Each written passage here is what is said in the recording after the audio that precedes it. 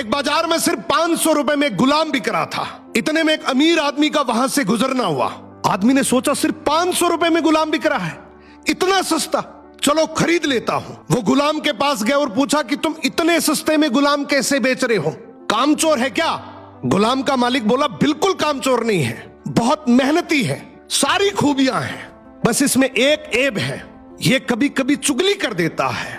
आदमी ने मन ही मन सोचा कि घर में मैं और मेरी बीवी तो है, अगर ये चुगली करेगा भी तो किससे करेगा, खरीद लेता हूं। खरीद कर गुलाम को घर ले आया।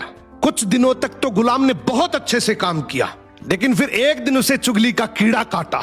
वो सबसे पहले उस आदमी की बीवी के पास गया और बोला, मेम साहब आपको पता है साहब का बाहर किसी औरत के साथ चक्कर चल रहा है। ये सुनते ही औरत सकते में आ गई और जोर जोर से रोने लगी।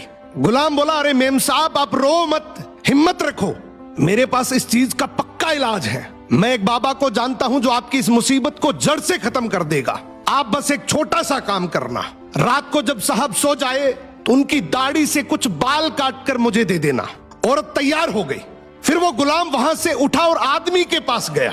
उसने बोला, साहब क्या आप जानते हैं मेम साहब का बाहर किसी आदमी के साथ चक्कर चल रहा है। ये सुनते ही आदमी आग बबूला हो गया।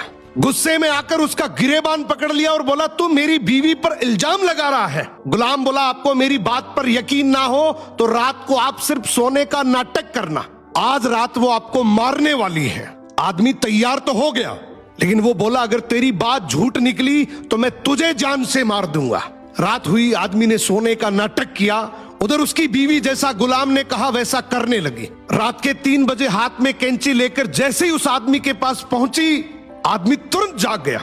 अब इस आदमी के दिमाग में गुलाम की बात तो चल ही रही थी। गुस्से में उसने अपनी बीवी को पकड़ा, हाथ में से कैंची खींची और आओ देखा ना ताओ, उस कैंची को उस औरत के गले में खोप दिया। औरत वहीं मर गई। जब औरत के परिवार वालों को यह बात पता चली तो उन्होंने इस आदमी को मार दिया, और जब आदमी के परिवार वालों को यह बात पता चली तो दोनों परिवार आपस में ऐसे भिड़े कि दोनों परिवार पूरी तरीके से खत्म हो गए।